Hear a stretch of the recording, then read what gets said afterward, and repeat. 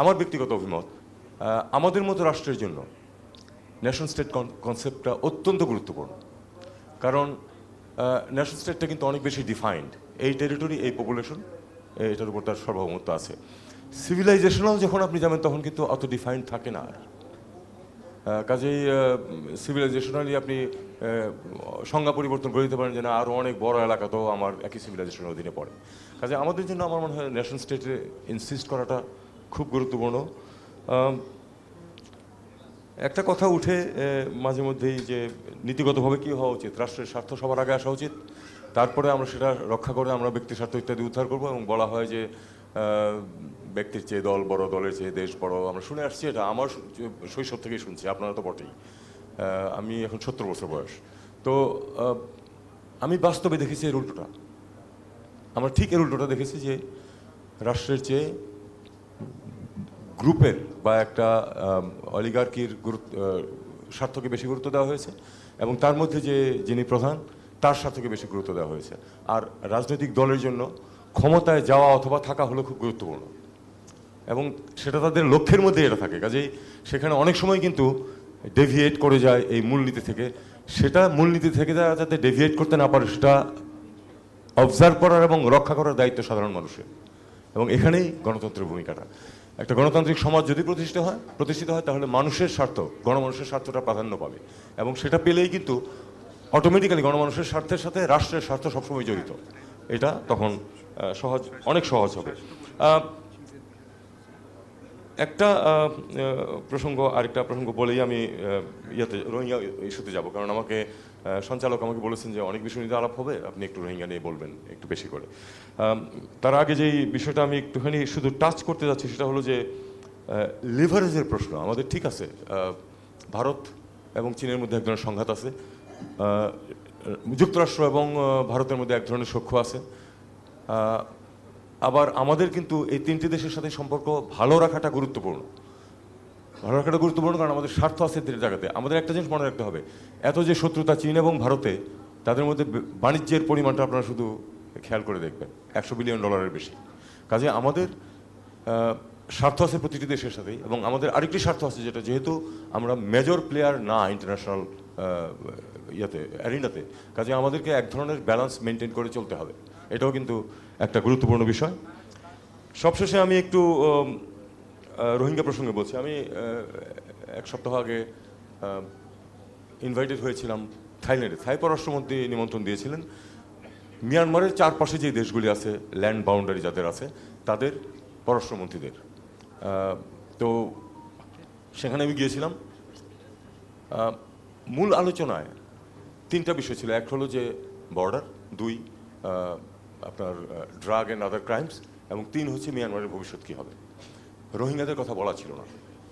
তা আমাকে যখন ইনভাইট করা হয়, আমি তখন প্রথমেই বলেছি যে আপনারা যে 3টা ইস্যুর কথা বলছেন, প্রত্যেকতে রোহিঙ্গাদের স্বার্থ ওতপ্রোতভাবে জড়িত, এবং রোহিঙ্গা সমস্যার সমাধান না করে আপনি এই 3টা জিনিস সমাধান করতে পারবেন না। তো এটা আমি, যেহেতু এটা একটা ইনফর্মাল কনসালটেশন ছিল, কাজে আমাকে ঠিক স্ট্রেট জ্যাকেট সরকারি অবস্থানটাকে মেনটেন করতে হয় না। আমি যখন বাইরে বলেছি অবশ্যই আমাকে এমনভাবে কথা বলতে হবে, কারণ আমি যেটা বলবো সেটা তো সরকারের বক্তব্য হিসাবে এসে যাবে।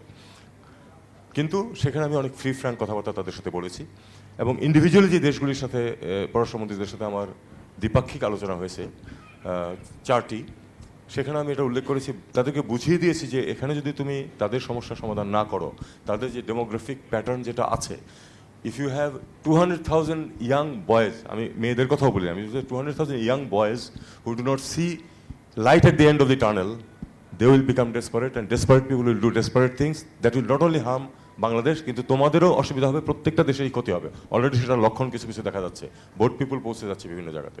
তো আমি সেখানে এই 3টা বিষয়ে আমি বলেছি প্রত্যেকটাই আমাদের স্বার্থের সাথে জড়িত, এবং এই 3টা সমস্যার সমাধানের পথেই রোহিঙ্গা সমস্যার সমাধান জরুরি।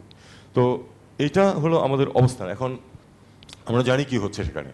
আরাকানের প্রসঙ্গ এসছে, অফিসিয়াল কোনো ডিসকাশনে তো আরাকান আর্মি নিয়ে আমার জন্য বলা কঠিন, কিন্তু আমি এটুকু শুধু মিয়ানমারের যিনি ছিলেন তাকে আমি বলেছি যে স্যার এখন আসলে 100%ই তাদের দখলে চলে গেছে বর্ডারে, 100% চলে গেছে তাদের বর্ডারে তাদের দখলে, কারণ শেষ দুটো যে তাদের স্ট্রং হোল্ড ছিল সেগুলি থেকে তারা বিতাড়িত হয়েছে, তাদের হেডকোয়ার্টার যেটা সেটাও আরাকান আর্মি দখলে চলে গেছে।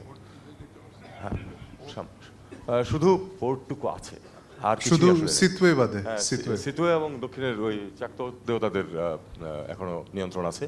কিন্তু এই পরিস্থিতিতে আমি তাদেরকেই বলেছি যে আমাদের স্বার্থ তো আমাদের দেখতে হবে। আমাদের স্বার্থ হচ্ছে মিয়ানমারের শান্তি প্রতিষ্ঠিত হোক। শান্তি প্রতিষ্ঠিত হলে আমাদের স্বার্থ দুটো, এক হলো যে শান্তি, আজকে কালকে তো আমি রোহিঙ্গা প্রত্যাবাসন নিয়ে কথাও বলতে পারছি না, কার সাথে কথা বলবো, এটা নিয়েও তো সমস্যা আছে। আর যেই অঞ্চল থেকে রোহিঙ্গারা বিতাড়িত হয়েছে এবং হচ্ছে, আরাকান আর্মির সময়েও রোহিঙ্গারা বিতাড়িত হচ্ছে এখনো, সেখানে তো ওই মিয়ানমার রাষ্ট্রের কোনো কর্তৃত্ব নাই। কাজেই আমি আশা করছি না যে আগামী 2 মাস 6 মাসের মধ্যে আমি কাউকে ফেরত পাঠাতে পারবো, কিন্তু শান্তি প্রতিষ্ঠিত হলে তাদেরকে অবশ্যই ফেরতের ব্যবস্থা করতে হবে, না হলে কিন্তু তোমাদের শান্তিও থাকবে না, এটা আমি তাদেরকে স্পষ্ট করে বলেছি। কাজেই আমরা আমাদেরকে এখন যেটা করতে হবে যে, আবার আমি বলবো ঐক্যের প্রয়োজন। অবশ্যই স্যার যেটা বলেছেন যে দ্বিমত থাকতে পারে, একই বিষয়ে বিভিন্ন সমাধান তো থাকে এবং একজন এক এক রকমভাবে সমাধান চিন্তা করতে পারে, কিন্তু এই যে একটা সাংঘাতিক ধরনের জাতীয় স্বার্থের প্রশ্ন, সেখানে ঐক্য থাকাটা খুব জরুরি। পৃথিবীর বেশিরভাগ দেশে কিন্তু এই জিনিসটা আছে, বাইপার্টিজান বা যেসব দেশে দুটো মেজর পার্টি, বাইপার্টিজান আলোচনার ভিত্তিতে কিন্তু অনেক কিছু নির্ধারিত হয়। আমরা এটা আনফর্চুনেটলি গত 50 বছরে 52 বছরে কখনো দেখিনি। সবসময় সরকার যেটা মনে করে সেটাই করেছে। অপোজিশন এমনকি কখনো কখনো, কিছু মনে করবেন না স্যার, কখনো কখনো এমনও দেখেছি যদি সরকার, ওনারাও ছিলেন তখন, তারা যেটা করেছেন আবার অন্যরাও তাই করেছে। সরকার হয়তো একটা আসলেই ভালো কিছু করতে যাচ্ছে, একটা অবস্থান নিচ্ছে কোনো বৈদেশিক সম্পর্কের ক্ষেত্রে, কিন্তু অপোজিশন সেটাকে সমর্থন করেনি। এটা যেন একেবারে প্যাথোলজিক্যাল ছিল যে অপোজিশন সরকারের কোনো কিছুই মানবে না, আর সরকারও অপোজিশনের কোনো কিছুই মানবে না।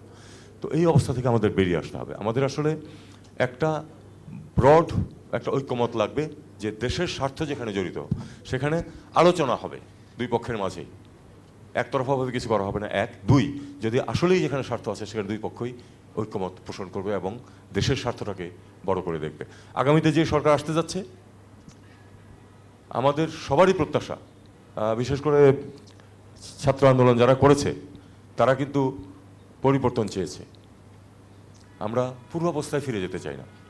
শুধু দল পরিবর্তন হবে বা মানুষ পরিবর্তন হবে, আর রাষ্ট্র যেভাবে চলবে তার মধ্যে কোনো পরিবর্তন হবে না, এটা কেউই মনে হয় চায় না।